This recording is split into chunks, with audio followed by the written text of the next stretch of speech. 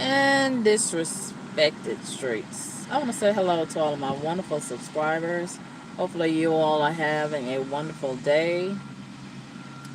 I've been sitting here trying to collect my thoughts. I'm at one of the local parks, and I've been sitting here for maybe 45 minutes in total disbelief.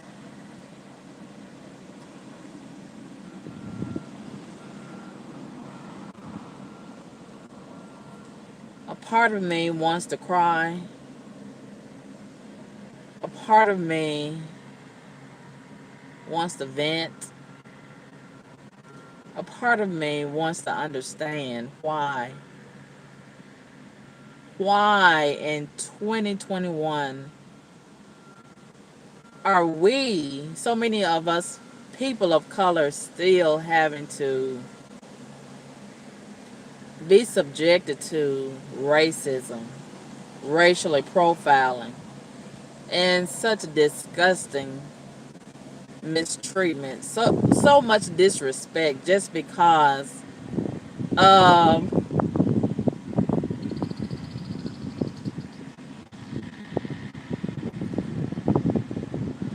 the color of our skin.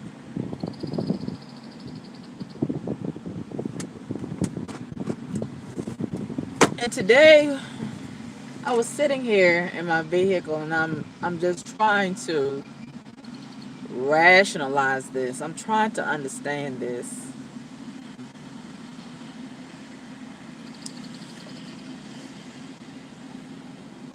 And I couldn't help but imagine what my ancestors must have felt so many times.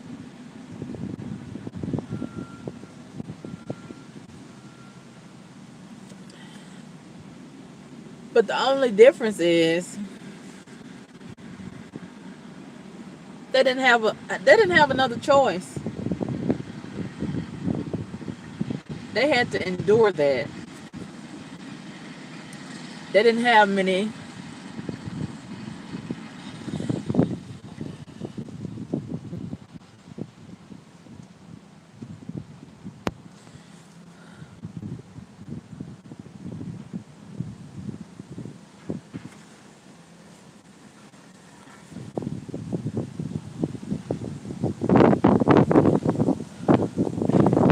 they didn't have many options.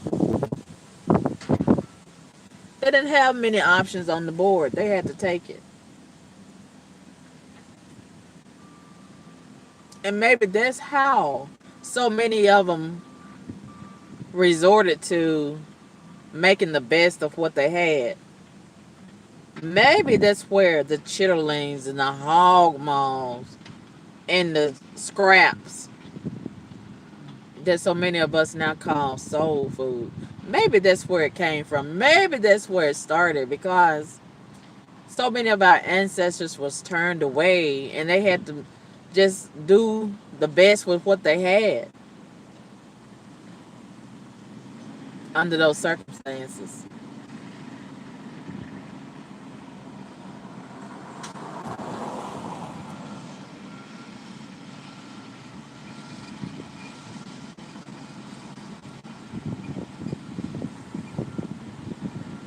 Today,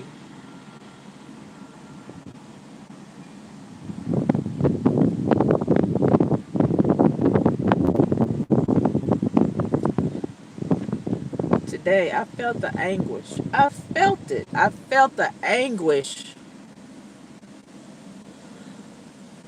that so many of my ancestors felt so many times, and what a heavy burden that is to carry. What a heavy load that is to carry. And I walked away with such a heavy, heavy heart.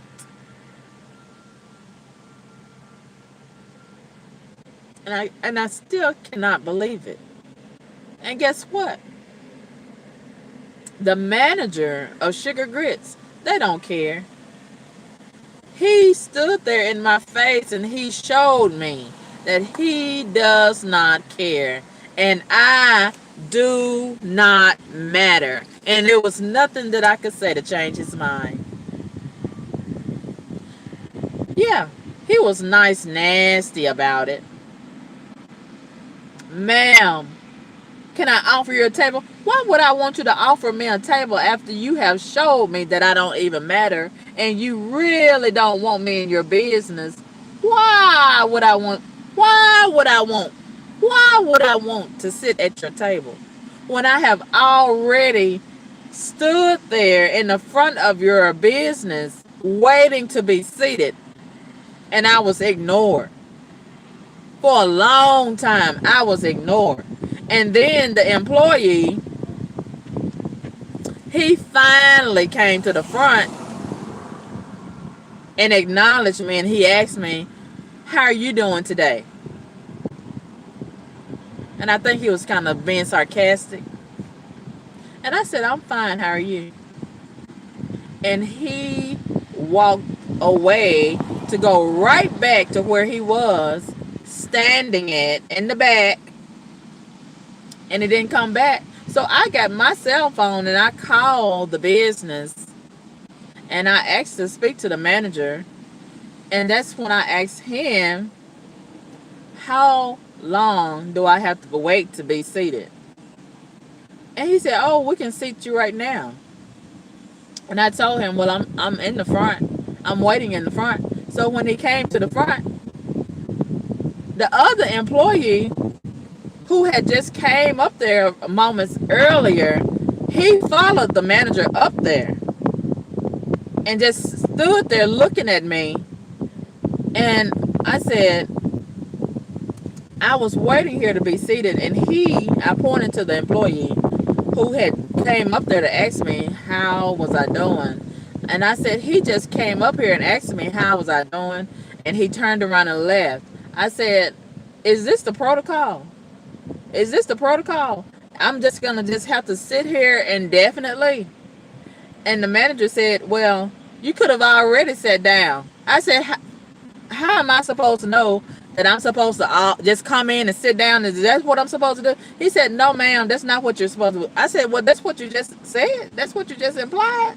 I said, there is no sign up here that says that the patrons are supposed to seat themselves. So if I am just coming into the business, how am I supposed to know the protocol of where to sit and when to sit? I said, this is the second time that I have been here. The first time there was an employee standing right there in the front where you are, and he is the one that greeted me and showed me to a table. This time it's nobody here in the front. So how am I supposed to know what to do? How am I supposed to know what to do? It's no sign that says wait right here, or go and help yourself and sit down wherever you want to sit down at, or go cook your own food. How am I supposed to know what to do if it's nobody in the front telling me what to do? And he said, oh, ma'am, well, we can go ahead and sit you now. Do you want to sit now, or do you just want to stand right there, sit right there and talk about it? I said, I want to know what to do. What is the protocol? And the employee who had come up there earlier to ask me, oh, how you doing? In a sarcastic way, and went back to the back. Oh, now he want to come right there and just stand in the middle of the floor looking at me, trying to intimidate me. Now you want all of my attention now. And I told the manager that. And he didn't like me saying that. And he said, man, well, what do you want to do? I said, I don't know what I want to do, because right now I feel real disrespected. And if you don't want black people in here, why don't you just say that? Why don't you just say that? He said, ma'am, I'm not going to tolerate all this. I'm not going to go back and forth with you with blah, blah, blah, blah. And I said, you don't have to. Just like I don't have to take all of this disrespect. I said, this is very disrespect. As a matter of fact, it's disgusting that in 2021, people of color still got to deal with all of this nasty racism. It's disgusting. And I don't want nothing out of here. And the matter of fact, I will never come back in here. And he kept saying, oh, you have a good day. Fine. You have a good day. Just being real nasty and sarcastic. And him and the idiot that was standing there in the middle of the floor, both of them walked away to the back. Just talking nasty, nasty, nasty. And it wasn't even a lot of people in the restaurant. I saw one white woman. She came and went to the bathroom right before, as I was walking in. She was going to the bathroom, and when she came back, I was sitting in the front waiting to be seated, and she gave me a nasty look, and I felt very uncomfortable then. So if they are talking to me like they're talking to me and treating me real nasty and disrespectful, why in the hell would I want you to cook me some food? That don't even make sense. That don't even make sense. Why would I give you my money when you have disrespected me and made me feel uncomfortable and made me feel like I don't have any value and I don't even matter? Why would I want to eat in your restaurant? Why would I want to do that? When you have already showed me that I don't even matter to you. And you know what? When I left out of there and I was walking down the street, I suddenly realized why maybe so many employees don't want to go back to the work into these restaurants. Maybe the employees have been feeling the same way I felt today. Maybe some of these restaurant managers and owners are treating the employees the same way that they treated me today. Maybe that's why a lot of those restaurant owners and operators are suffering right now. So all of a sudden it made sense to me. I've been thinking, oh, the employees, they just lazy. They just want to collect all this $600 unemployment money, and they just want to ride the system and let the government take care of it. Oh, maybe that may not be the case. That might be part of it. And that's another thing. Even if that is the reason why, it still makes sense, and I'ma still give these people a pass. I'ma reconsider what I said about these folks. Because let's be honest, a lot of these restaurants, they probably are not paying their employees a fair wage. So why should I, as an employee, if I work for you as a restaurant owner and operator, why should I work for you and you treating me like shit and you paying me like shit? That don't even go together. And if I got an opportunity to make more money without having to put up with your shit, I think I'm gonna pick that option on the board. Rather than go back and be treated like a slave and not even be making enough money to compensate me for being treated and worked like a slave. So now, all of a sudden, I understand why a lot of these people don't want to work for you. I understand. And you know what? I don't blame them. I support those people 100%. Let your operation suffer. Let your operation fold. Let you continue to feel the pressure from the pandemic. Restaurant owners and operators who treat your employees and your customers like shit, let you lose your business. Let you lose your mind. Let you lose control. Maybe you're getting what you deserve. Yeah. Maybe God is letting you get what you deserve. And see, this is the second time that I went to Sugar Grits. The first time, and see, they just opened during the pandemic, which is not a very smart thing to do. But nevertheless, I learned about Sugar Grits from reading about it online. And I said, oh, this seems like a very interesting business. I think I will go down there, and I did a live stream while I was down there. Some of y'all probably remember. That was my first time eating shrimp and grits.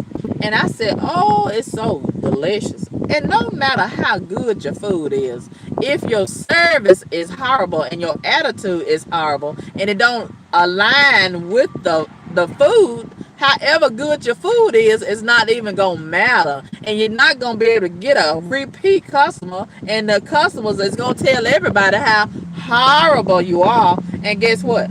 Guess what? Ain't nobody gonna be in there but you and your family members and friends. And that's, you're not gonna be able to pay your light bill very long. You're not gonna be able to pay your lease on your building very long. And pretty soon you're gonna have to close your doors for good.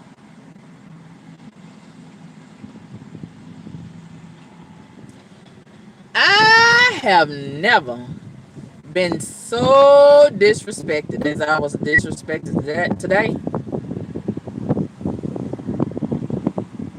And you know, I gotta be honest about it. This racism shit, it really hurts.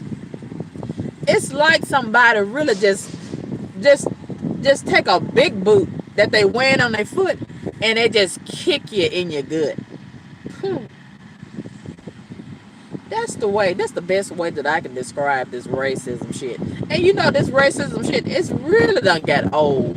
It's really played out. It's really time for these suspected racist folks. It's really time for them to stop all of this. It's really time for y'all to stop all of this. Okay.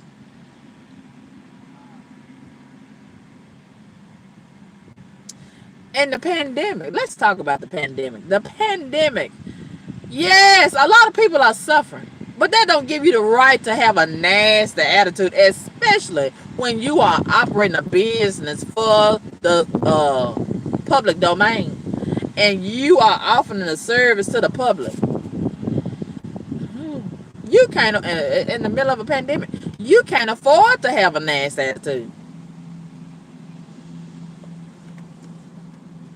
And if you're mad because you're not getting a lot of business that you want to get, and service is real slow, you don't have a lot of customers in there, it would behoove you to be real nice and offer some incentives so somebody can want to patronize your business. But being nasty and low down and hateful and evil, that's going to drive people further and further away. That ain't going to help your business. They're going to hurt it even more. And some of these people, I used to think, oh, the pandemic has made a lot of people so hateful and mean and low down and nasty. But I'm starting to think some of these people was already that way. And the pandemic just brought it out of you even more. It just revealed what was already in you. And perhaps that was just artfully concealing a lot of that hateful nastiness that was already in them. And under pressure of the pandemic, it just brought it on out of you. Huh? Yeah. Yeah. So I appreciate the pandemic.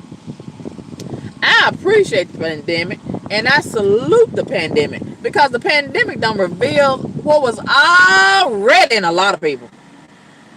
Ooh, and I used to think, oh, the pandemic gonna humble a lot of people. The pandemic gonna make a lot of people be real nice. Oh no, it's done did the opposite. It's done made a lot of people very, very hateful. And that energy is all over the city. And while I was driving away from that place today, I said, God, keep me different. I don't want that hateful energy to rub off on me. No matter how hard it get out here in the world and out here in the streets, no matter how much I have to struggle, I'm still committed to having a grateful attitude. Your attitude makes the difference.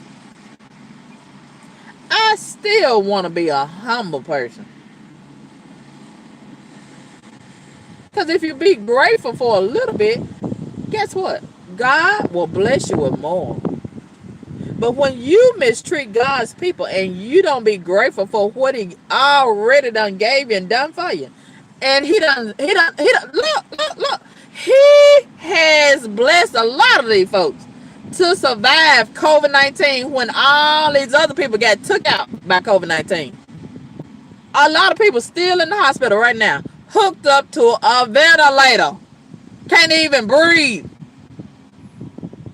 They wish they could come out here and operate a restaurant. They wish they could fix some food for somebody and be real pleasant and nice and kind and offer them a seat in a restaurant.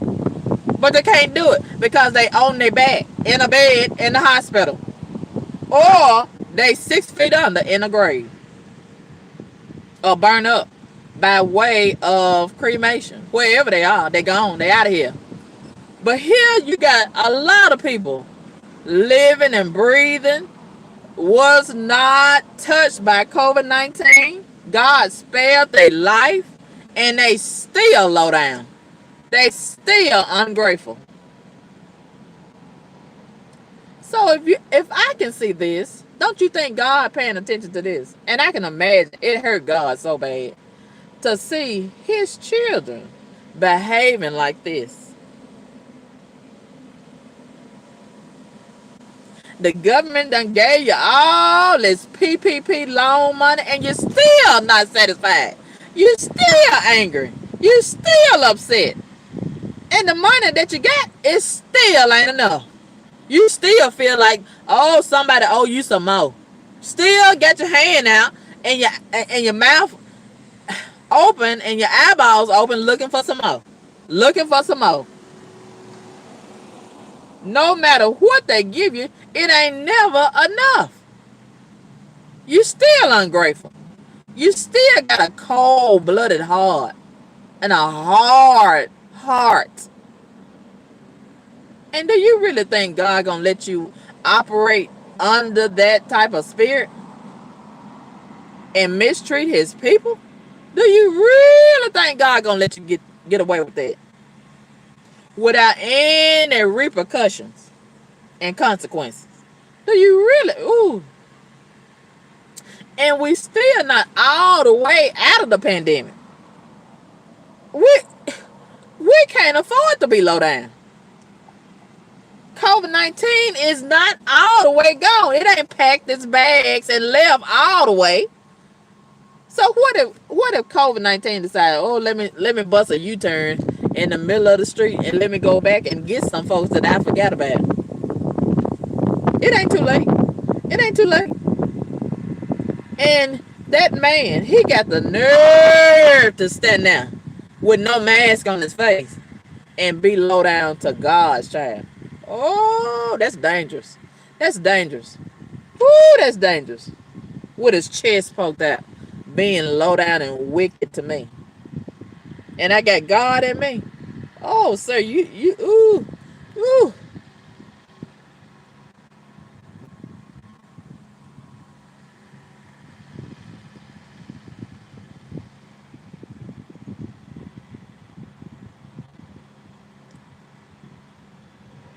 I got God in me, and I got my ancestors on both shoulder blades. And do you really think that they gonna let you do that to me and get away with it without any consequences?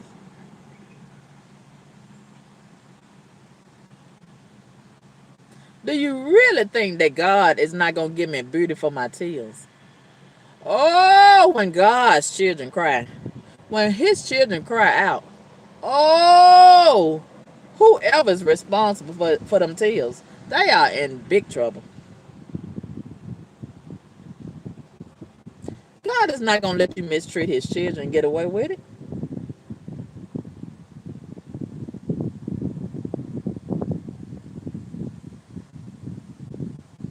I've never seen the righteous forsaken or a seed begging for bread.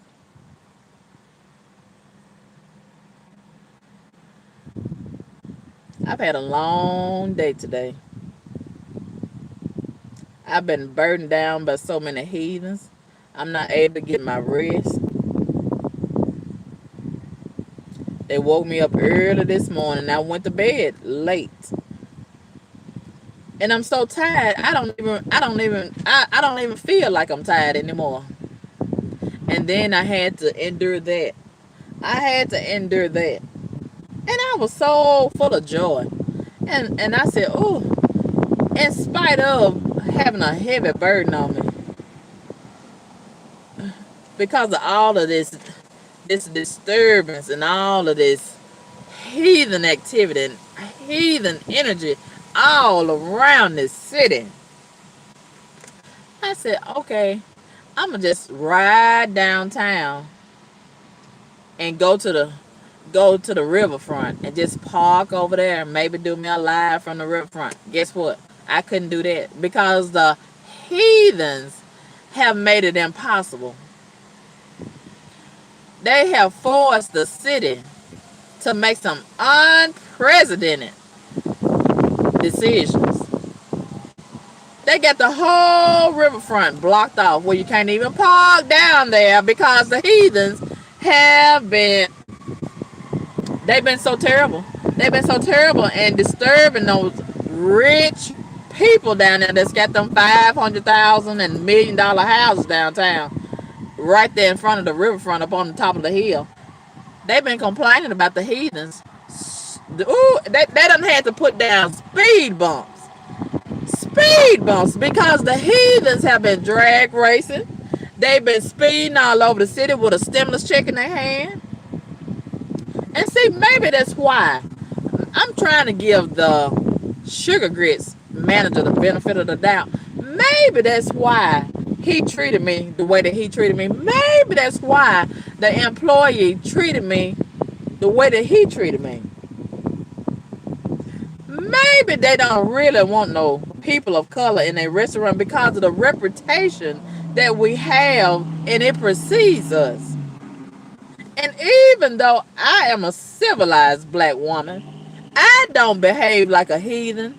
Maybe they don't want to take that chance.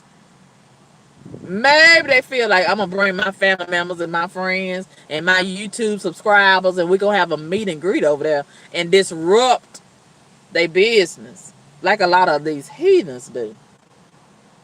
And they don't even want to take a chance. They don't even want to take a chance. So maybe they feel like if they treat me nasty and disrespectful, I won't come back. And they right about it. I'm not going to come back. But what about the other black people? They may want to take some other steps as a result of being disrespectful. They might want to protest in front of your business. They might want to call a Black Lives Matter rally in front of your business and shut your whole business down. Maybe they might want to call up the news stations. Maybe they might want to file a lawsuit. You know, all kind of options are out there when you feel disrespected and racially profiled by a lot of these businesses. Everybody ain't gonna just sit in their car and cry about it like I'm doing right now and make a YouTube video and talk about it. Some people might handle it a different way. And even though I kind of understand why they treated me the way that they treated me because of, I'm a person of color. And a lot of people that's not a person of color, they feel threatened by people of color because of the reputation that we have. And it precedes us. And they feel like all people of color are the same. And that's not true. And it's very unfair to me that I got to suffer because of some uncivilized heathens that don't know how to act when they go into a business. That's not how I do. That's not how I act. And it's real hurtful to me that I gotta be treated like that, and I'm not even that way, and they're not gonna even give me a chance to prove myself. The only thing they're gonna look at is that I showed up with this brown skin. This brown skin. That's all that matters. And I don't even have a choice. Well, I could bleach it. I could bleach it and take all that melanin off of there, but I dare not. I'm very grateful for my melanin. I'm very grateful. I thank God that He made me a black woman. It's a heavy burden to be a black woman. It's a heavy burden to be a black person in this country. But guess what? I wouldn't have it any other way. He didn't make a mistake by making me a black woman. And I'm not gonna regret being a black woman. Just because some black people, they do act up, and they really uncivilized, that don't have nothing to do with me. Even though that is a reflection of me, it is. And I wish I could change it. I wish I could stop it. But these other people, they got a choice. They got a right to come out in the public domain and act a fool. Unfortunately, they got a right. They got a right to go to businesses and be loud and disrespectful and maybe eat your food and don't pay, like some of them have been doing, even though they got a stimulus check in their hand. But I don't do that. I ain't never did that. That ain't even on my mind. Even though some of your prices in these businesses, they are kind of high, I still pay when I can. And if I can't, I stay out of there. I just stay out of there. And some of these businesses that is operated, owned and operated by non-black people, they got a right to want a certain kind of caliber of people in their business. And maybe they feel like it don't look good for people of color to be in there. Maybe they feel like some of us stinking, and some of us are stinking. Some of us not taking a bath, but that's not me. Look at me. I got myself looking so presentable. I even got on my new wig. I'm not going in there with a hair bun on my head. I'm not going in there with tattoos all upside my neck and all over my face. At least I thought I was looking presentable. I didn't go in there loud and acting up and cutting up. I didn't do none of that. I was sitting there so quiet and waiting on my turn. And my turn never did come until I called the man, and he really didn't want me to have a turn. That was very clear. He didn't want me to have a turn. And if this is the problem that I got with a lot of black folks. If the people that are not people of color, if they are constantly showing us that they don't want us in their business, why do you keep going there? Why do you try to force them to let you into their business? If they don't want you in there, why do you want to be somewhere where don't nobody want you? Okay, yes, it's not right. Yes, it's discrimination. Yes, we done came a long way. We don't have to fight hard all these years, and we got a long, long way to go. But these people got a right to be racist and not want people of color in their business. They got a right to do that. And even though it's discrimination, they still got the right to be prejudiced. Okay? And if somebody don't want me in their neighborhood, in their business, in their house, in their vehicle, on their bus, in their Uber, and wherever, I'm gonna let them have that. Why do you want to be uncomfortable if somebody clearly looking at you with a stank face? And they clearly make their energy is clearly they don't want you to be around them. Why would you want to be uncomfortable? Why would you want to take a chance with somebody spitting in your food, dropping your food on the floor and putting it back on your plate in the bag before they bring it to your table, and talking about you like a dog behind your back, in the back? Why? Why would you want to do that? And it's very hurtful. That energy, that racist energy, that prejudice energy is very, very hurtful. It's very, very hurtful. It's very, very hurtful. I'm not going to tell no lie. It's very hurtful.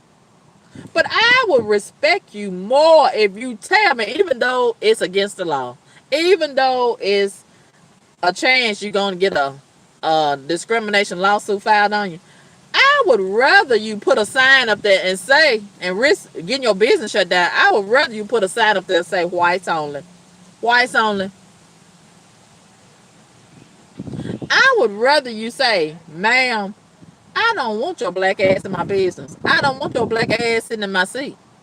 I don't want your black mouth eating food with my forks. I'm tired of boiling my forks when y'all leave or throwing them in the garbage. They cost a lot of money to replace. I would rather you tell me that. And let me bring my and you let me sit in your restaurant and eat. I bring my own silverware or plasticware. I got some in my glove compartment right now. I bring my own forks and spoons. I go by Walmart and get some plastic forks and spoons. If you don't want me to put my black mouth on your silverware, I bring my own and some paper plates. Or I just get my stuff to go. In other words, we can work together on this thing. If you want to operate under the umbrella of racism, it's a way to operate under the umbrella of racism and get away with it without being so obvious and risk getting your business shut down. And if you really got real good food, I want some of it anyway. And I know that don't even sound right, do it? Even if you racist and you're not treating me right, I might still want some of that food in there that's real good. Even if your service and your attitude is terrible and really bad, I might still want to get some of that food out of there. And I had my mouth ready for them. What is it? The shrimp and grits with that gravy on there and them biscuits and that cranberry juice. I was so ready for it. I was looking forward to it when I was turning that corner. I was just getting ready. And I was thinking to myself, this is good lunch, brunch, / dinner. That's going to compensate for all of this stress I done had to endure from these heathens out here in the streets. And I said, at least I can have a good lunch. And I never would have imagined. I'm already having a hard time out here in the streets with this drag racing and all these hateful people driving so fast and riding my bumper and being terrible out here in the streets and all this killing and stealing and raping and robbing. And I said, at least I can go somewhere and get a decent, delicious meal. And it's a sad day when I can't even go somewhere and enjoy myself in a restaurant.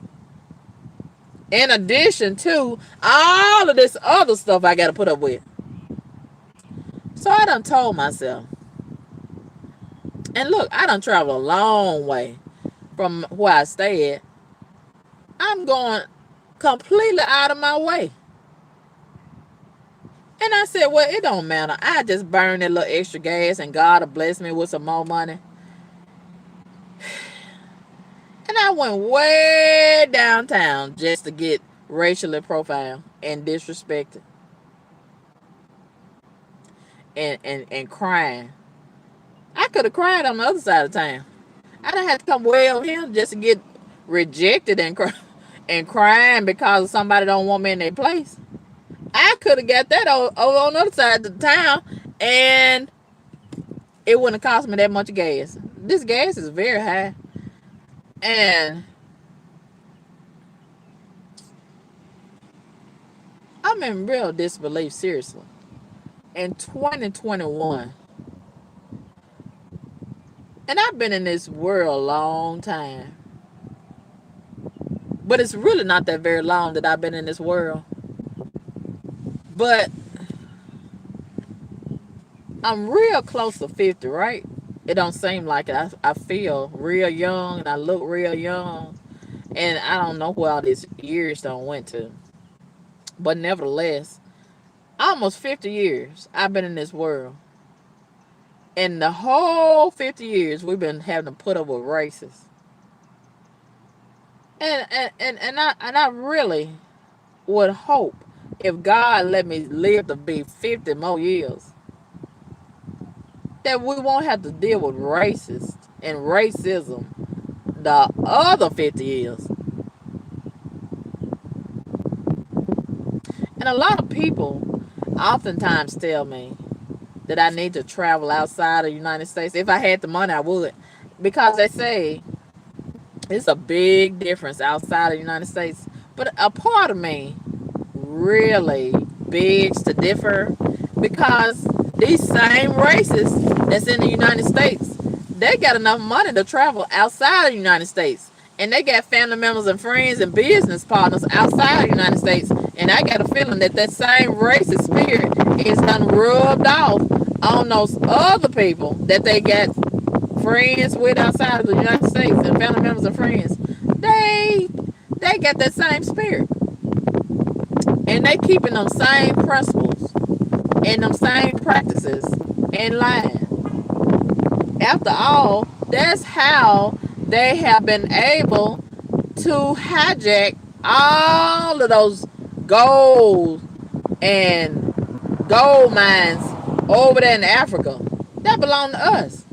And then you got people who are non-black done went over there and got black people being security guards for them while they go over there and steal and bring all the stolen gold and diamonds and other rubies and pearls and whatnot back over here and selling it to me. Got the nerve to sell it back to me, my own stuff. It belonged to me and my ancestors and all of my folks. It belonged to us. And you don't went over there, the colonists. They don't went over there stealing. Everywhere they go, they steal, and kill. And they want the world, they try to create the narrative. They want the narrative to be, oh, it's us doing all the killing instead. Oh, if it is a lot of us, we got it from y'all. Y'all the one taught. I got a feeling y'all, ooh, they the one taught a lot of us how to do all of that. And they got the nerve to go over there and steal and get some of the black folks with the Africans over there with they stupid self. They over there being security guards for the colonists, the roguish folks. They over there being, and I bet the roguish folks ain't paying them probably $2 a day and to be the security guard and shoot other black folks if they come near the gold mine and the diamond mine and all that other jewelry. And should nobody over there be hungry over there in Africa or the United States? Should nobody over there, black, of people of color, should nobody over there be hungry and starving and living in huts and not have a home and have flies flying all around them and all that kind of stuff? Because you got every resource over there. You should be the one over there operating them gold mines and selling it to the colonists, not the other way around. And even the Chinese I'm hearing, they done went over there and they done took over. And I'm asking myself, where is the power of the people of color? You in your own homeland and you letting all these colonists come from other territories and take over your place. That don't even make sense, dude. That don't even make sense.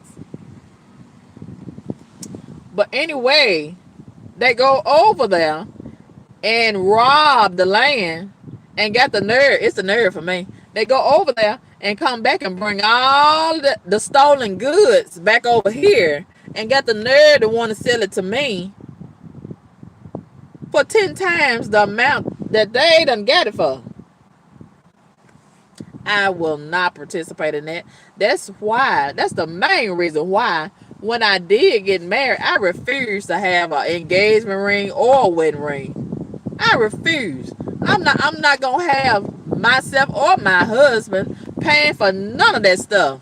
And it is not supposed to be as well, I ain't gonna say we ain't supposed to be paying for it, but we ain't supposed to be paying as much as what they charging. So I already done got robbed. Why would I let myself voluntarily let myself get robbed and participate in the robbery? Why would I do that? That's real stupid and disrespectful to me and my ancestors. Okay? And we done got disrespected enough. When does the disrespect ever stop? And I got a lot of hostility against a lot of these colonists. And they just keep on getting worse and worse and worse. Woo, as if they ain't already done enough and got away with it, so they think. But God is a reckoning. Oh, God. God, God, God, God. Whew. They think they done got away with all this stuff. But God has a way of doing justice on behalf of his people. And there is no rest for the wicked. Oh no. Oh no. And sometimes you may think you done got away with it. But in God's holy word, he says, the sins of the father will visit his children. That means, in other words, you may think you done got away with it. Whatever you done did, or your granddaddy, or the colonists, as it relates to the colonists, their grandfather or great grandfather, whatever they did, they might be done get killed or died and buried and whatever, cremated. But then he go COVID-19. He go COVID-19. He go AIDS. It might take their grandchildren out. He go the pandemic. Oh, your business is thriving. So you think. After all these years, 25, 65 years, it's been handed down to you through the family. And you've been enjoying all this wealth. All of this wonderful, wonderful life you've been living. You've been able to travel. Take all these yacht vacations and travel all around the world. Your children going to the finest schools and living in the finest neighborhoods and blah, blah, blah. Then here come the pandemic. Shut everything down. Then you have to draw out all that money you got saved up. And that still ain't enough. You got to help your family members over there in Europe. You got to help your family members over there in New Zealand. And, all over the world. All your family members and friends, they just suffering. You got to help them out. Then, before long, your money that you got saved up, all that long money you got saved up, and them credit cards, they depleted. Then you got to go to the hospital. COVID-19 has got you in the chokehold. And you may or may not make it out of there. Who knows? Only God knows. You understand? God has a way of righting a lot of wrongs. That's what I'm trying to say. And he can use the pandemic. He can use the COVID-19. He can use a hurricane. He can use cold air. Look at how all these people had to suffer and froze to death just a few weeks ago during the freeze storm in Texas, Louisiana, Mississippi, Tennessee. And he ain't through yet. He come to hurricane season. He can use a hurricane. He can use a volcano. He can use an earthquake. He can use the rain and flood you out. And you will drown in the water. Yeah. He can use the simple things that you don't even think about will harm you. Oh, yes. Oh, yes. He can use his animals. Look at all these people go up in the mountains and then they go up there. I read about this man yesterday. He didn't even see the bear. And the bear just almost tore his whole scalp out of whew. And the doctor said he seen the bone. That's how deep the fingernails of the bear went down off in his head. The doctor said he seen the bone in that man's head. And it almost took one of his eyeballs out. Do you see how God works? Do you see how God works? He can use his animals. He can send a single dog to bite all your legs off, and the teeth of the dog will go all in the main artery. All it takes is one puncture. That's all it takes. That's all it takes. You just jogging down the street, enjoying the bright sunny day, and then there go a dog out of nowhere, or a bear, or a coyote, or a kangaroo. A kangaroo will box you down in the ground. Yeah, a kangaroo. It don't even matter. Or it might just all of a sudden, it's bright and sunny day like it is right now. Then all of a sudden, in a matter of seconds, it get dark. And all that hailstorm start dropping down on your head and bush you upside your head. Or it might bust your window and cause you to have a wreck while you're driving. Yeah, that's how God operates. That's how he operates. He got all power in his hands. And you might think he don't forget. He keeps the I keep on telling y'all, he keeps the best records. He may make you think he don't forget, but he ain't forget. And he gonna do justice on behalf of his people. Whenever he get ready to do it. And we got a lot to atone for. A whole lot of people of color have suffered a long time. And we haven't got justice in a lot of cases. And they want us to forget. And they get mad when we call out racism.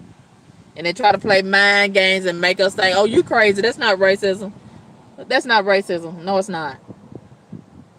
They don't even want you to talk about racism. Even when racism is right there in your face. They don't, like that man today, he didn't want me to say nothing about how I felt I was being racially profiled. He didn't even want me to say it. And he got mad and nasty and being sarcastic.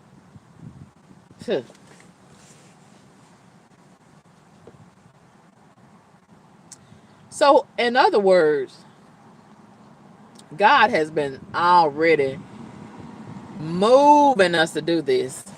He already been moving us to do this. And we should have done it a long time ago. So many people wanna, and I'm not saying this to insinuate that, you know, there should be segregation, but a lot of these people, they make it hard to get along with them. And they teach their children this. And maybe we are suffering because we refuse to come out of her. God has said in this word, come out of her. And we know who her is. We know who her is. And the more he show us reasons why we need to come out and separate, so many of us, we just keep on trying to force our way over there with them and make them accept us. And they're not going to ever. Some of them not going to ever accept us. And they keep on treating us very, very hateful. In so many ways. In sports. Look at how they doing in the NFL. In education. They don't even want you to wear your hair natural. And so many other things they do to you in education. In a lot of these neighborhoods. Look how they done jacked up the prices of these rental houses and apartments all over America. It's redlining, modern day redlining. And ain't nobody complaining about it but me. And I see some of these idiots, people of color, on Facebook. Oh, they be asking for the houses with the high prices. Because of Section 8 is paying for it. If they had to get out here and work hard on these jobs and pay $2,000 and $3,000 and $4,000 a month for 2 or 3 bedrooms, I guarantee you they'll be crying and complaining, just like I am. And guess what? They're getting higher and higher and higher. They are forcing you out. They are forcing you out. And a lot of people of color don't even see it. It's racism right in your face. It's right in your face. They are forcing you out of your house. They are forcing you out of your home. They are forcing you out of these restaurants. They are forcing you out of these Ubers and Lyfts. They don't want you. And you keep on finding ways to accommodate them. And they keep on finding ways to discriminate against you.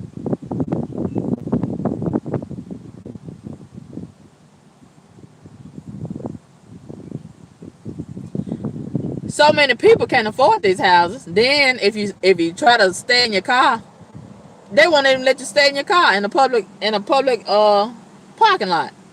You can't. They don't even want you sitting in there. They don't want you nowhere around. They don't want you nowhere around. They even discriminating in some of these homeless shelters. Ask me how I know.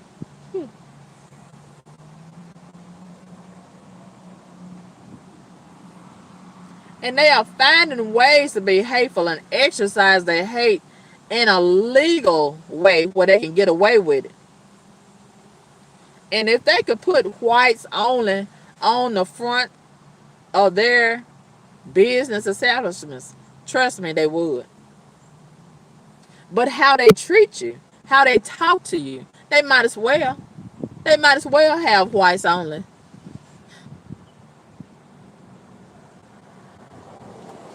A lot of times people don't have to say it.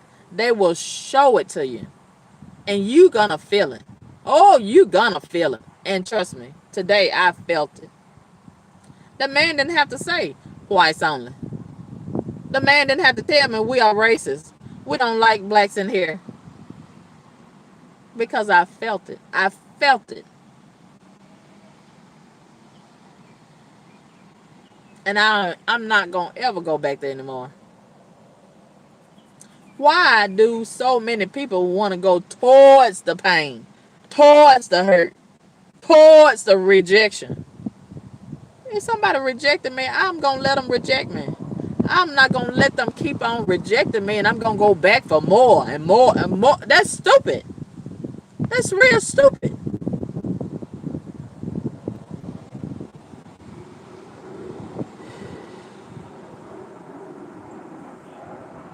And I guess a lot of us have been in this climate for so long. We have normalized the pain. And that's so fucked up. That's so fucked up right there. And I don't never want to normalize the pain. That's another reason why it hurt me so bad. Because no matter how much I communicate this to other people of color, they don't care. They don't care. And that part is more hurtful than the racism that I'm experiencing from the non-black people. The fact that the black people don't even care. They don't even care. Because it's normal.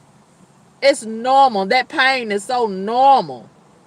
And they just overlook the disrespect and the hurt, and they keep on going back for more. They don't want to hear you. They don't want you to talk about it. They pretend like they agree with you. But they're going to go back to Walmart, even though Walmart disrespecting them and ain't giving nothing back to their community. And they keep on taking every dollar and every dime they get back to Walmart, back to Walmart, back to Walmart. And look at what Walmart keep on doing to you. Just like yesterday, we see on social media, a lot of people got these emails saying, hello, nigger. Hello, nigger. And then Walmart, they only sorry when they get caught. And they only presenting a public statement because they want to save their business. Okay? They disrespect you all the time. Look at Gucci, disrespecting black folks. Look at Louis Vuitton, disrespecting black folks, but you keep on wearing their stuff. You keep on breaking your neck every time you get a few dollars and you're struggling. You're struggling to get them few dollars, and you go over there to their store. You can't even afford their stuff. They don't want you to wear their stuff. Timberland boots. The man that owned Timberland, he done made a statement. He said he don't even want black folks wearing the stuff. Same with Levi's. The Levi patch is disrespectful. It's racist. And you got folks for years wearing black folks wearing Levi's. I don't see too many black folks wearing Levi's nowadays, but they did for the longest time, even after they find out that it was a racist patch on the back. And I could go on and on and on. I could go on and on and on. Same with Nike. Same with Nike. And so many other brands. We keep on patronizing Chinese stores, same thing. We keep on patronizing these businesses that don't want to do business with us. But they'll go ahead and take our dollars. But they still gonna disrespect us. They still gonna talk about us like a dog in our face and behind our back. They still gonna exercise the hate.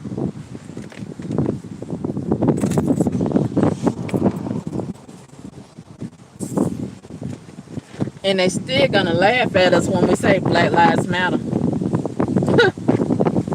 Because they gonna show us that it really don't. And so many of us showing each other that it really don't. So we, in other words, we got it both ways.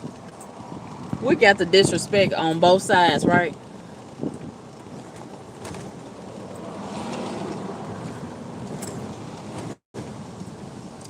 It's really awful. It's really, really, really awful. And this is the world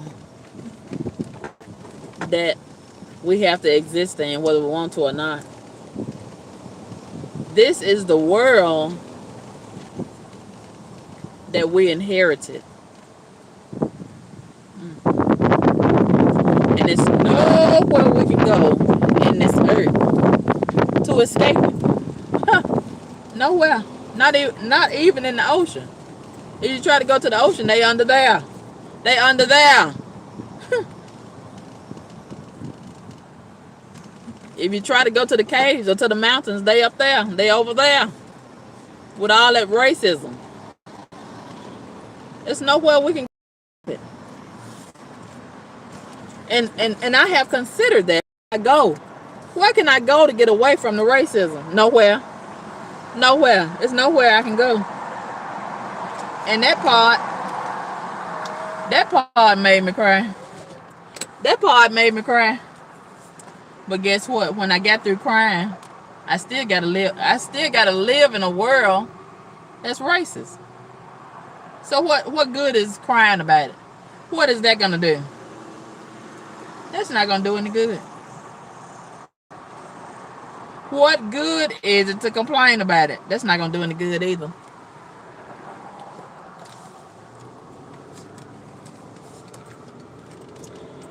And so many of our ancestors that tried to do something about it, they died, they got killed. And they still killing us today. They still killing us with the way they treat us, with the way that they talk to us, with the way that they deny us, with the way that they discriminate against us, with the way that they make us feel every single day. And so many people are in denial about it.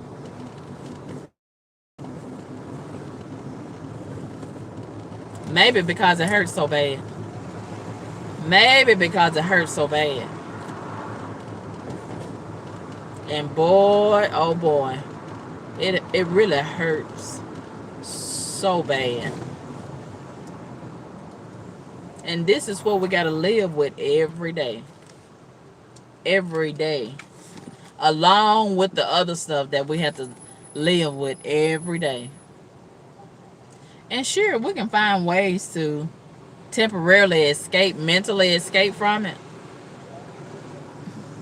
We can do a YouTube live and talk about other stuff and go to the game and look at the game and look at the Billboard Awards and all that foolishness and take our mind away from it for a little while. But guess what? It's not going to work. Because you are temporarily numbing yourself. It's still there. And even in the Billboard Awards, you still in the scope of racism, because guess what? It's probably some racists that own the Billboard Awards. It's probably some racists that own the internet service provider that you're watching it on.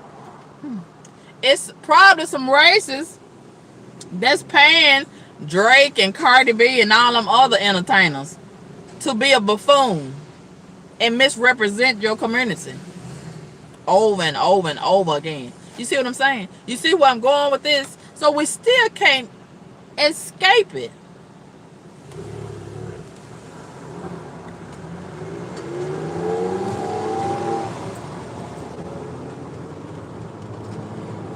Even with the PPP loan. Oh, so many people of color, they think they don't arrive. They think they done made it. They done went to some of these Mercedes Benz and Bentley car dealerships and got them vehicles. They probably done got overcharged for with a higher interest rate they done had to pay.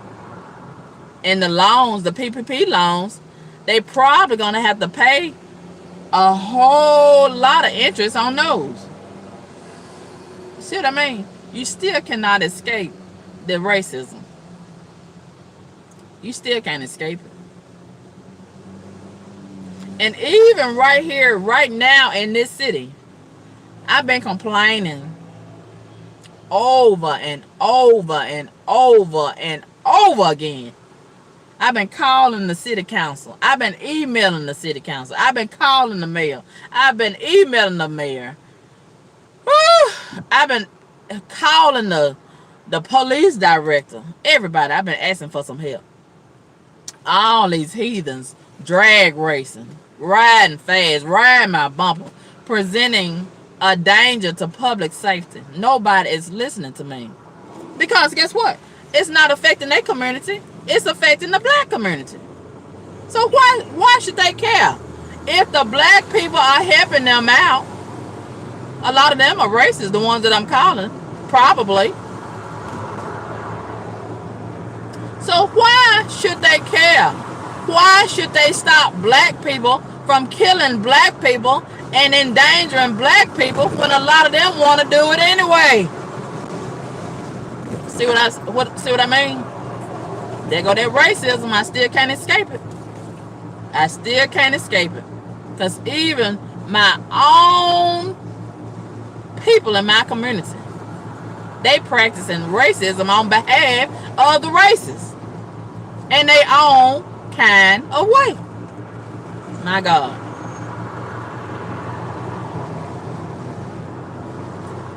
And if somebody had listened to me and other people that's been complaining about all this drag racing and all of these heathens endangering the public, speeding, riding my bumper, jumping in and out of traffic in front of people, cutting people off like they did that policeman recently. Now the policeman is dead.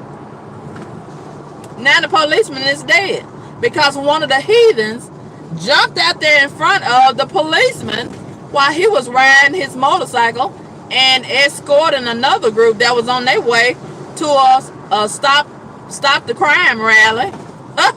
The irony. He is on his way trying to help some people to go to stop the crime rally, and they go a criminal. Jumped out in front of him because she was so ready to go spend her stimulus check and killed a policeman. Killed him dead. And his whole motorcycle burst into flames right there on the spot. Now his children are homeless, and the community got to donate money to his family. And see, that could have been prevented. That could have been prevented if the city leadership had listened to me and other people like me that's been complaining about all these heathens being out of control.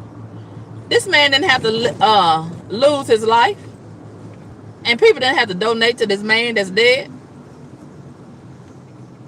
And the female, she probably got children.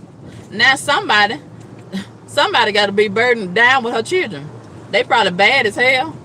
Now somebody got to take her children and raise her children. And she probably gonna spend the rest of her life in jail for killing a police officer. And they probably gonna beat the hell out of her while she in jail. Of course.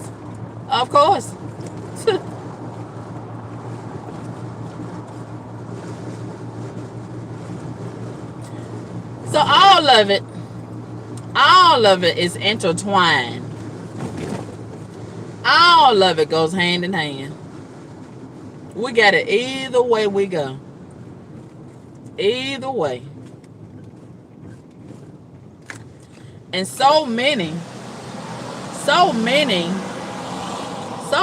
people of color have been acclimated by a lot of these races. They have picked up the ways of a lot of these races. That's why it's so easy for them to kill other black people and hate other black people.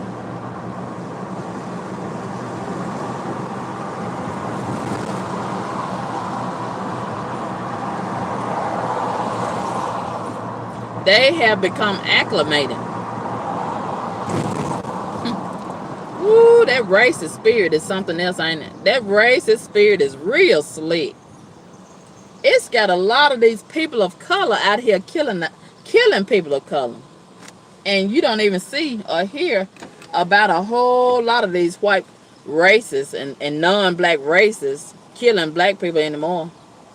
You don't hear about that too much anymore. You don't see the KKK riding around with hoods on their head, because you got a lot of these black races that's riding around with hoodies on their head doing the work of the KKK. Buying as many guns as they can get with every dollar that they get to kill their own people in their community. Man, if that racist spirit ain't, if that racist spirit ain't a slick somebody, man, that's pretty slick right there, ain't it?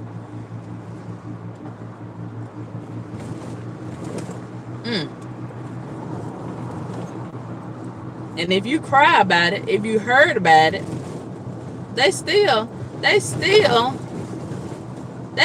getting satisfaction, because the whole goal is to hurt you. You think they care about me hurting about how I got treated today?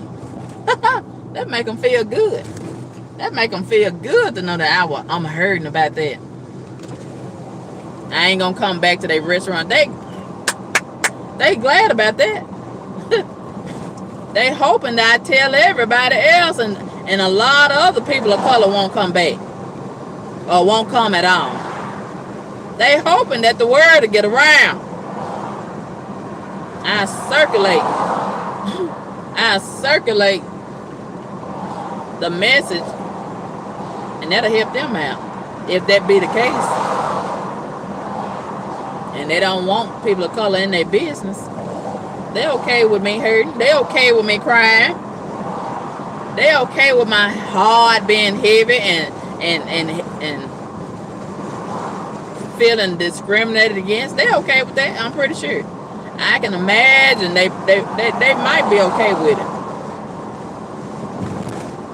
I'm the only one that's being affected.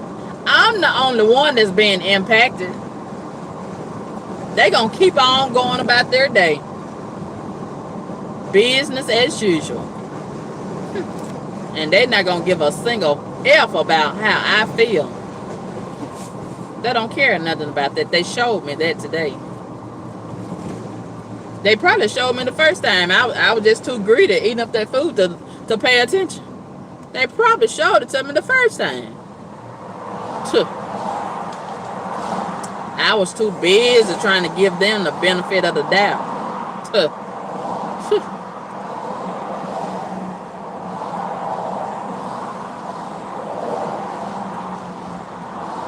And you know, a lot of this racism is more visible than others. Some of these races, they conceal it a little bit better than the others.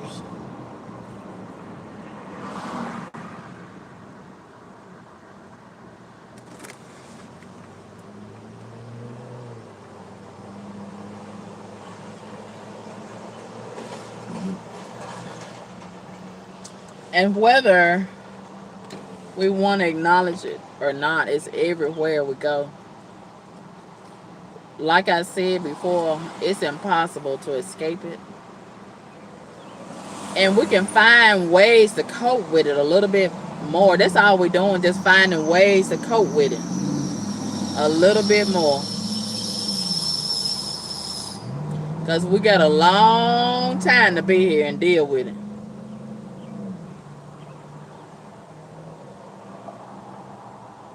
My God.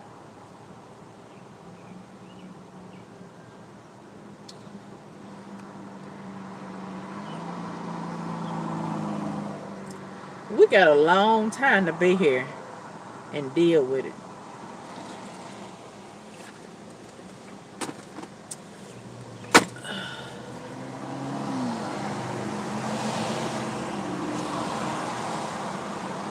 And this is what we got to look forward to. This is what we got to look forward to every day. Every day.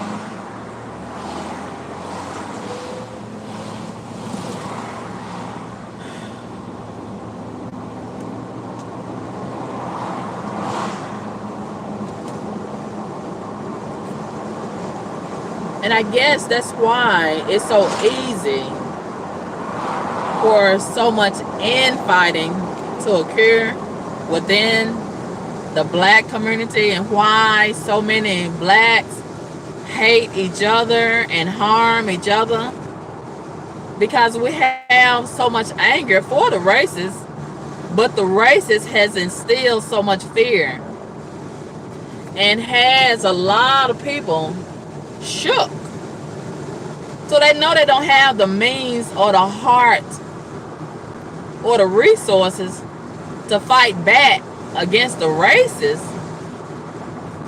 So it's easier for them to turn their anger against their brother or their sister.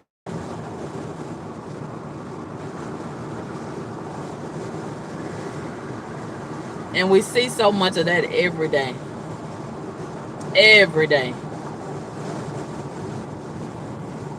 Even out here, like I've been saying, the way that a lot of them drive, they driving so hateful. Because they don't have no love for you. And they showing you that with the energy and that driving. Huh. Oh, yes. Oh, yes. Pay attention to it. Pay attention to the energy. They showing you they don't have no love for you. And they have the same, a lot of these people of color, they have the same level of hate for us that a lot of these races have. Yes. Yes. Absolutely. Absolutely. So,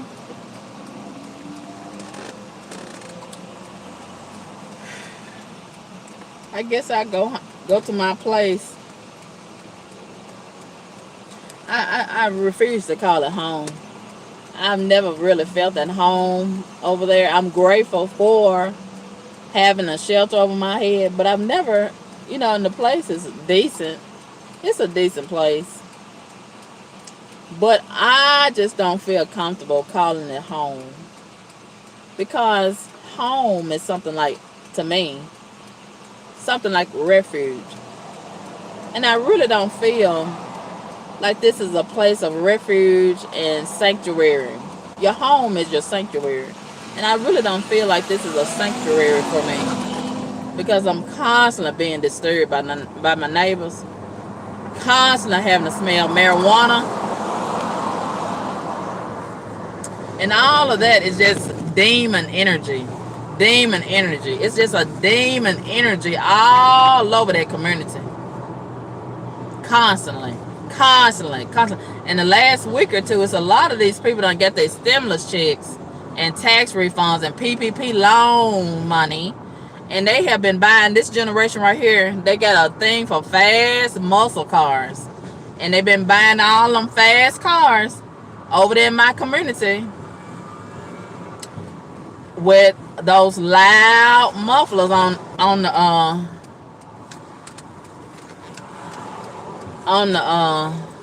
the back end of it. And I had to listen to all of that over the weekend. And see, when you at home, you're supposed to be able to have sanctuary and relax. And that's why I refuse to call it home. I refuse. I call it a house, but I'm not going to call it my home.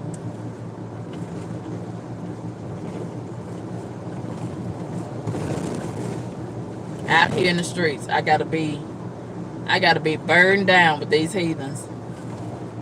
No matter what color they are. I gotta be burned down with them. And even when I go to my place, I still gotta be bothered with them. Even when I want to go to a restaurant like today and have a nice little lunch or dinner, I still got to be bothered with them in one capacity or another. I can't escape them. I can't escape them. Satan has orchestrated it where I can't even escape them.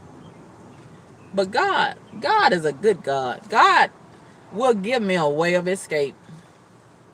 So I'm not even gonna worry about it. But I do acknowledge it. I do acknowledge it. And I'm gonna call it what it is. And I'm not surprised about it because the Bible has prophesied a time such as this. And God has prepared me for this. I've been studying God's word a long time. And God has told us a long time ago to pay attention to the signs and wonders, and pray without ceasing. He's been preparing us for this time all along. So it's not a surprise to me. It's not a surprise to me to see all this wicked energy in the streets. Satan going to and fro in the earth, seeking whomever may devour. Look at this man right here sitting in the street, sitting in the middle of the street. I'm not surprised. With a mask on his face. I'm not surprised. Y'all seeing back there. Ooh, now, what if some of these wicked folks just drive? They don't mind driving down the street and busting up his legs and killing him. He don't mind. Maybe some of them, a lot of these people done gave up hope because of this climate of iniquity. A lot of people are tired of this wicked climate. A lot of people have lost hope. And we gotta have hope. And no matter what, I'm going to hang on to the hope. I'm going to hang on to the hope.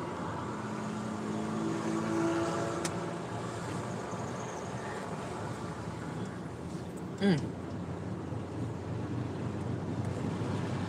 it's going to get worse than this.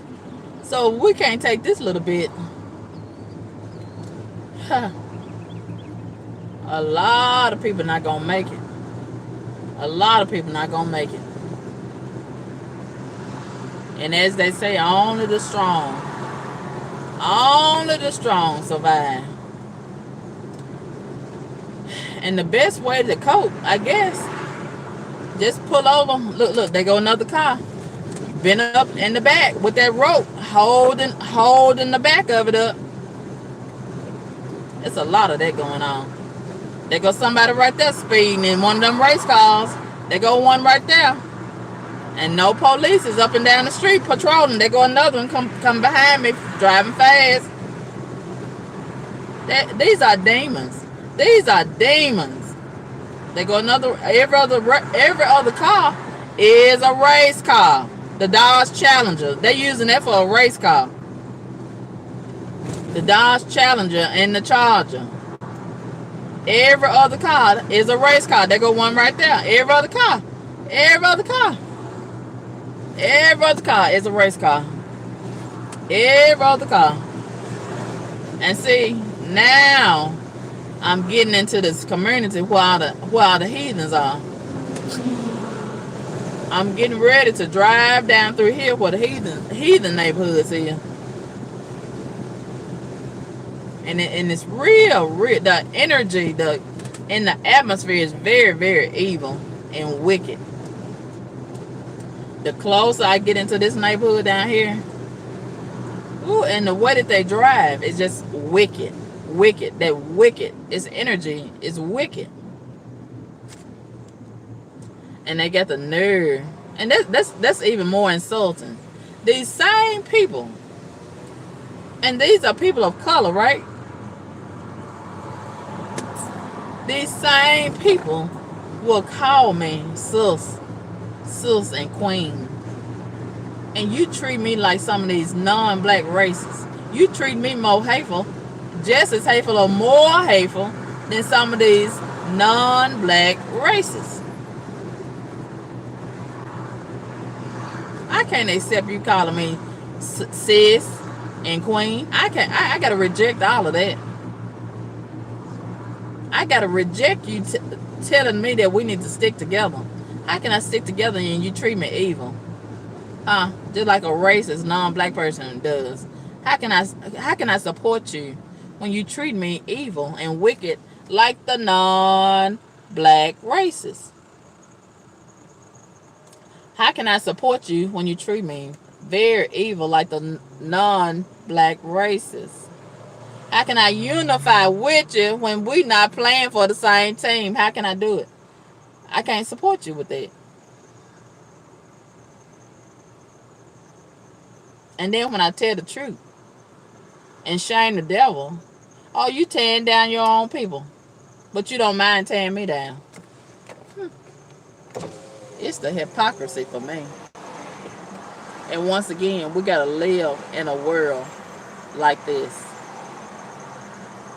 Once again, we gotta live. Ooh.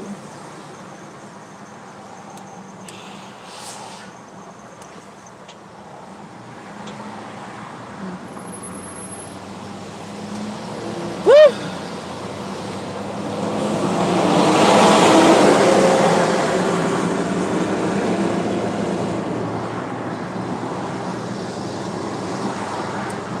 So, I'm gonna go to my place and shut the door and cook my own food.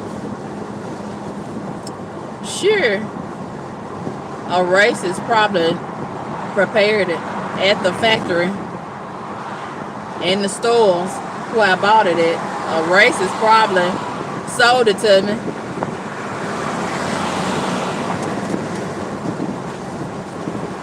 And if I was to go out and buy me some land, a racist might sell me the land to grow my own food whenever God bless me with some more money to do so.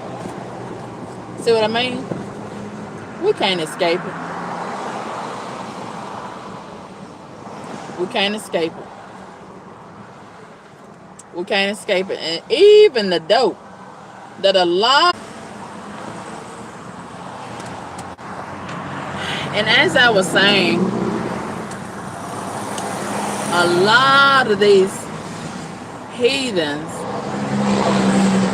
that's under the influence of all these drugs, and they getting behind the wheel and reckless and speeding all around me. A racist. Ooh, speaking of the drugs, I smell it right now. I smell it right now. And look at that race car in behind me. They love to get in behind me and ride my bumper, intimidate. That's called intimidation. They try to intimidate. Do y'all see it back there? Do y'all see it? Now it's coming around. A racist probably sold the drugs to the heathens. And it would make perfect sense. If you already have a hatred for people of color and you want to destroy them, why wouldn't you find a way for them to destroy each other and destroy themselves and cause havoc in the community amongst each other? Chaos and confusion, destruction. Ooh, sound like a perfect plan to me. And legalize it. Ain't that some shit? You used to put them in jail for it. Now you're going to legalize it. All over the United States. Wow. Isn't that something? Isn't that a slick move? Wow. Wow, wow, wow. But anyway, this is what we got to deal with, whether we want to or not. This is what we got to deal with.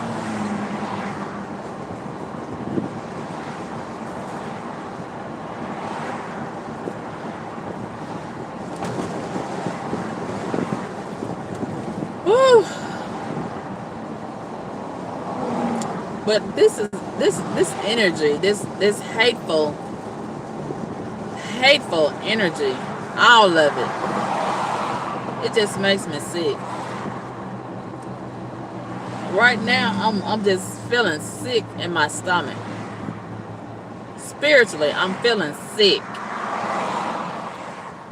So the enemy, that's another way that they succeed.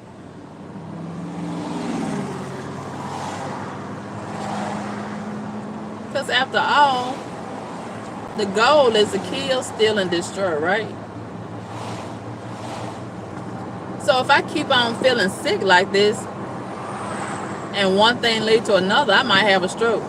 I might have a heart attack. Or whatever. I pray to God it don't happen. But the effects of the racism, it can go so many different ways.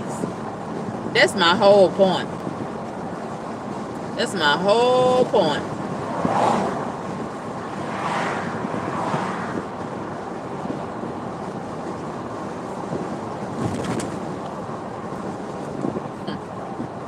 And by a lot of these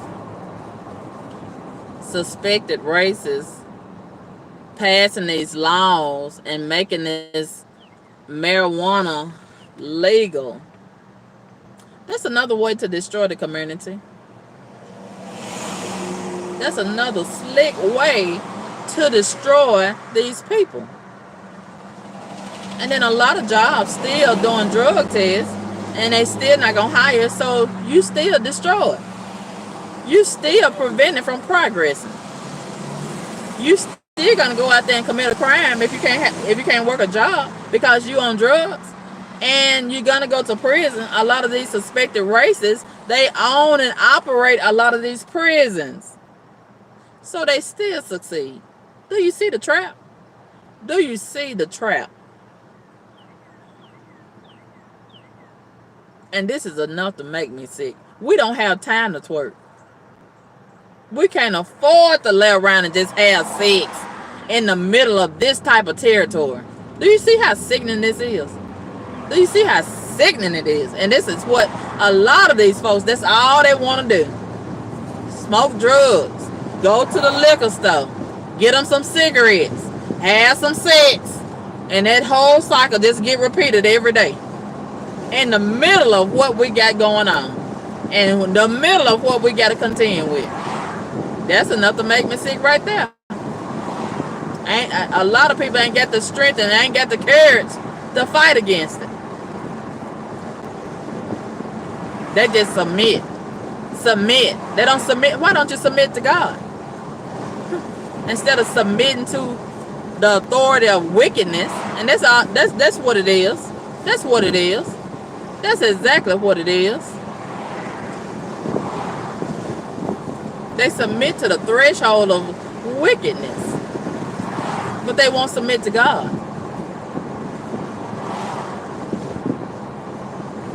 They have so many excuses when it comes to submitting to God. But when it comes to submitting to Satan, oh, these people don't have no problem with lining up and signing up and submit to Satan. But I digress. A lot of them walking. If they don't have a car and don't have money to get on the bus, they'll walk to get these drugs. They'll walk to get some beer. They'll walk to get some cigarettes. They'll walk to steal, kill, and rape, and rob, and destroy folks. But they won't walk to go get a job application filled out. They won't walk back and forth to a job. They always got an excuse. It's too hot. It's too cold. Look at this satanic person behind me. Now they got 2 other lanes over there, but they want to hurry up and was trying to hurry up and get in front of me. They so impatient. Ooh. They gotta go get the drugs. They gotta go get the liquor. Oh my God.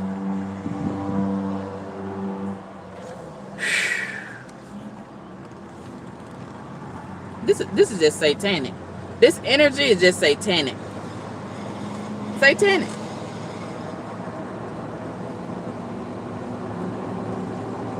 And see, they all in behind me trying to drive fast and intimidate me. They want to run me off the road. And force me to have a wreck. It's all about destruction. However they can do it. Satan don't care how he try to trick you into doing it. Sometimes he be direct, and sometimes he do it in a tricky kind of way. He try to lure you to destroy yourself and destroy your own property. These are some very, very awful folks. They some horrible folks. And I say it so many times, it becomes redundant. It becomes redundant. They are committed to being horrible. They wouldn't have it any other way. They wouldn't have it any other way. They love being hateful and horrible. They love it. Look at that one just cut me off like they did. That other girl just did that policeman. Look at that one just cut me off in traffic. No signal light. Just drove right in front of me, trying to cut me off and cause an accident, like the girl did the policeman the other day, and it caused that man to lose his life. They out here to try to kill, steal, and destroy.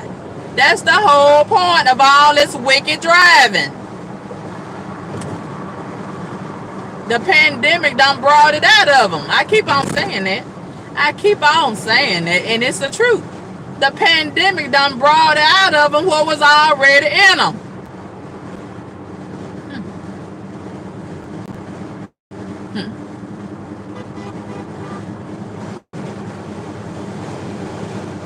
And they got one blowing at me. I don't know what he blowing at me for. I'm going the speed limit over here in this lane, minding my own business. And they got 3 other options on the board. Woo, they some wicked folks. They some wicked folks.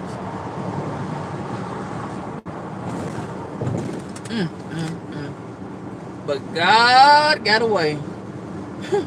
God got a way of straightening all of this out. And see, that's why I've been going wrong. I've been just complaining about it. I've been crying about it. I ain't been praying about it. I gotta go to God and pray about these folks. I gotta put God on these satanic folks. I know he gonna straighten them out. Oh yes. And look at that one over there. Look at that. I thought they wanted to go fast. Now he going the same speed as me. Woo, they want to aggravate. They love to get out here and aggravate and annoy. Ooh, Jesus Christ. And every day I have so much to do. But I had to cut my list short. Because I can't take these folks full throttle. I can't take them all day long. No. And see, that's inconveniencing me. I cannot even get my business taken care of all the way. Because I have to inconvenience myself by coming out of these streets early. And going and laying down and getting me some rest. Relieving myself. All this, just make me want to vomit. All this satanic energy. Woo, it just makes me want to vomit. They want me to drive fast and reckless like them and tear my car up. And they got another car at the house, probably, or somebody to get them a ride. Well, and all this time I've been catching a bus and catching a ride and suffering. You think I'm not going to treat my vehicle with some respect? I wouldn't want to drive like that anyway if I had 10 other cars at the house. I wouldn't drive reckless anyway. That's stupid. Even if you got 20 other cars at the house, you can still lose your life or get yourself in a situation where you're handicapped, paralyzed, because you're being stupid behind the wheel. Woo! And I'm not going to let them trick me into none of that.